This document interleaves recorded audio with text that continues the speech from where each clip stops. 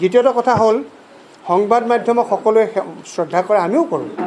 সংবাদ মাধ্যমে জনস্বাৰ্থত কাম কৰে, কিন্তু এনেকুৱা এজন সাংবাদিকে জনস্বাৰ্থ বিৰোধী কাম কৰা যেন লাগিছে আমাৰ এইকাৰণে, কাৰণ সেইজন হৈছে অনুপম চক্ৰৱৰ্তী।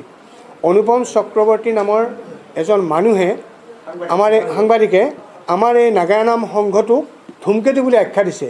এইটো ইমান আমি লজ্জিত আৰু দুখিত হৈছোঁ যে তেওঁ এই নাগাৰা নাম সংঘটিক আজি 39 বছৰ আগত জন্ম হোৱা এটা পবিত্ৰ ধৰ্মীয় সংস্কৃতি এটা মানে বিপথে পৰিচালিত নহ'বৰ কাৰণে সৃষ্টি হোৱা এটা পবিত্ৰ সংগঠনক ধূমকেতু আখ্যা দি ইয়াৰ লগত জড়িত 7টা দলৰ শিল্পীসকলক তেওঁ উপলুংগা কৰাৰ অধিকাৰটো ক'ত পালে?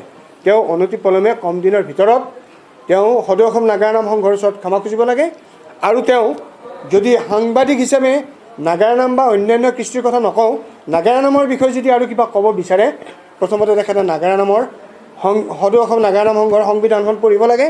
সদৌ অসম নাগাৰা নাম সংঘৰ তত্ত্বাৱধানত মানে সৃষ্ট নাগাৰা নাম পৰিৱেশন প্ৰণালীখন পঢ়িব লাগে।